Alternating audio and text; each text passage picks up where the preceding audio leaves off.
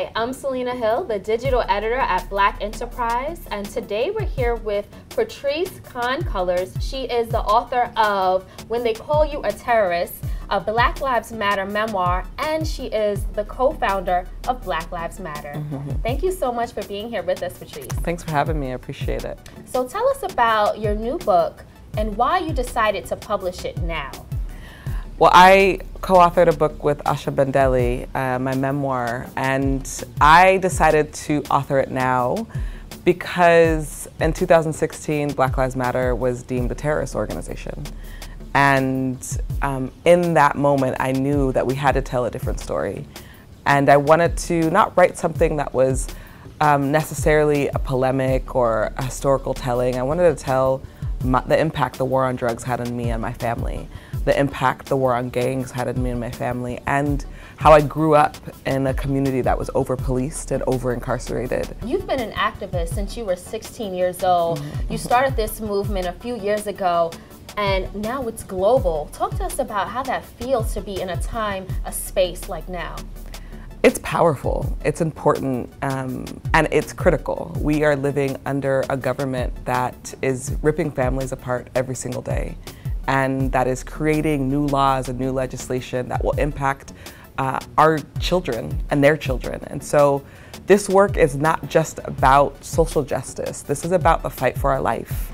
Do you ever feel discouraged? And I ask that because, you know, since Black Lives Matter has gained all of this momentum years ago, we still see the killings of so many unarmed Black and brown men and women. I mean, just recently Stephon Clark, and I mean, he's one of many, even in 2018.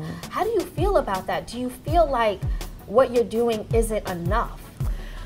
I stay hopeful. I definitely stay hopeful. I think that's the only way to be in this work. And I think what I mostly get is, what is it gonna take? What is it gonna take to stop killing us? And with Stephon Clark, you know, he was killed in his grandmother's backyard. We have another person who was killed in Los Angeles, Gracio Mack, who was killed in the mall. He was killed in the Baldwin Hills Mall, a historically Black community. Dozens of people witnessed it. And I think it's in those moments for me where I just feel like, what is it gonna take to change? You've been an activist for over half of your life now.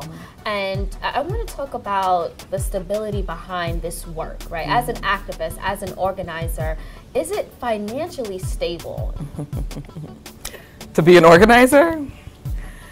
No, it's not, just to be honest with you, because organizing it's complicated because you're often organizing to change your environment, your conditions. There's not a real industry around organizing. And I think what ends up happening is people get burned out. Can you just expand on that, on what people should do financially if they want to get involved in this industry, in organizing, so that they can sustain their lifestyles? Well, it's not just about money, because we've seen this before, right? Folks get a whole lot of money and then it's gone. It's about how we understand utilizing money, what kind of resources it can help us gain, and how it can support us in our long-term goals.